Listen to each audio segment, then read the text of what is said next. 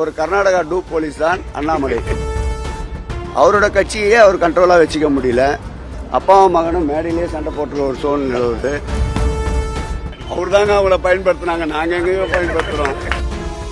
ஒரு மாதம் காவல்துறை என்னோட கண்ட்ரோல விடுங்க, மொத்த போதைப் பொருள் புழக்கத்தையும் நான் அடைக்கிறேன்ட்டு பாட்டாளி மக்கள் கட்சி தலைவர் அன்புமணி சொல்லியிருக்காரு. காவல்துறை இந்த மாதிரி விஷயங்கள்ல தொடர்ந்து செயல்படல அப்படின்னு கண்ட்ரோல் பண்றதை பத்தி எல்லாம் அவர் பேசி நாங்க கத்துக்க வேண்டிய அவசியம் இல்லை. அவரோட கட்சியே அவர் கண்ட்ரோலா வச்சுக்க முடியல.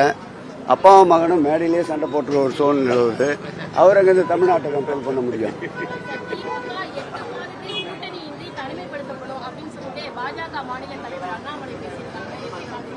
அவருடைய நப்பாசை அது.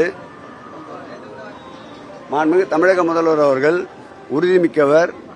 இந்த கூட்டணி என்பது ஏதோ அரசியல் லாபத்திற்காக ஏற்பட்ட கூட்டணி அல்ல, இது கொள்கை சார்ந்த கூட்டணி.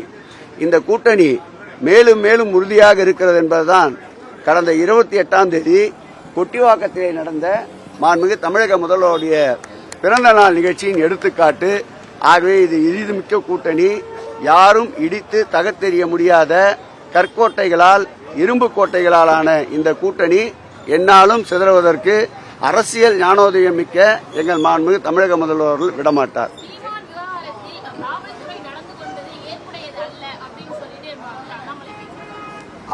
அண்ணாமலை யாரெல்லாம் இந்த சமூக விரோத செயலில் ஈடுபடுகிறார்களோ, யாரெல்லாம் சட்டத்தை மீறுகிறார்களோ அவர்களுக்கெல்லாம் ஆதரவு அளிக்கின்ற ஒரு கர்நாடகா டூப் போலீஸ் தான் அண்ணாமலை. இன்னும் நிறைய விஷயம் கட்சிச்சுமா இன்னைக்கு வரதான் போகுது. ஓயோ சரி சரி. ஐயோ அப்படியா அப்படியா? அவர் யாருங்க? அவரை தனியா எங்க நடந்து போக சொல்லி எத்தனை பேர் அவருக்கு தெரியும் பாருங்க. சும்மா ஏதாங்க அவங்கெல்லாம் விற்பனர்கள். அவர்கள் கூற்றை எல்லாம் எடுத்துக்கொண்டு அதற்கெல்லாம் பதில் சொல்லி இருக்கின்ற காலம் இந்த காலம் அல்ல. மக்களை நோக்கி, மக்கள் பணியை நோக்கி சென்று கொண்டிருக்கின்றோம். இது காலையில் நான் ஒரு சாதாரண மாவட்ட செயலாளர். எனக்கு இன்றைக்கு இருக்கின்ற நிகழ்வு 20 நிகழ்வுகள். நான் தற்போது உங்களை பார்ப்பது 3வது நிகழ்வு. காலையிலே ஸ்ரீராம ஜெயம் போட்டுவிட்டு ஸ்ரீராமர் திருக்கோயிலுக்கு குடமுழுக்கை முடித்துவிட்டு 2வது இடமாக இந்த அமுதக்கரங்கள் நிகழ்ச்சியை நிறைவேற்றிருக்கின்றோம். தொடர்ந்து மருத்துவ முகாம், தொடர்ந்து விளையாட்டு போட்டி, இப்படி என்ற நிகழ்ச்சிகள் தொடர்ந்து கொண்டிருந்தது.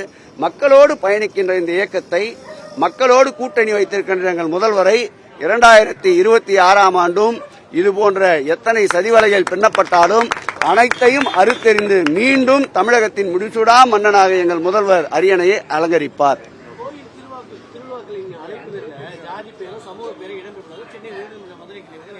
நிச்சயமாக எங்கள் முதல்வருடைய கொள்கையும் அதுதான். எல்லோருக்கும் எல்லாம், அனைவரும் சமம். இதைத்தான் நாங்கள் அனைத்து ஜாதியில் அர்ச்சராகலாம் என்ற நிலைப்பாட்டினை எடுத்த முத்தமிழறிஞர் கலைஞர், மாண்புமிகு மறைந்தும் மறையாமல் வாழ்ந்து கொண்டிருக்கின்ற பகுத்தறிவு பேராளன் பெரியார் அவர்களுடைய கொள்கைகளை அவர் நெஞ்சிலே தைத்த முல்லை நீக்கியவர் மாண்புமிகு தமிழக முதல்வர். எங்களுக்கும் அந்த கொள்கையில் எங்கள் முதல்வருக்கும் உடன்பாடு உண்டு. தேர்தல் வரும்பொழுதெல்லாம் வரும் சீமானை அசிங்கப்படுத்துறதுக்காகவே விஜயலட்சுமி கையில எடுக்கிறாங்க அப்படின்னு சொல்லி தொடர்ந்து சொல்லிட்டு இருக்காரு. அவர் தாங்க அவங்கள பயன்படுத்தினாங்க, நாங்க எங்கேயோ பயன்படுத்துறோம். Taste the Daily.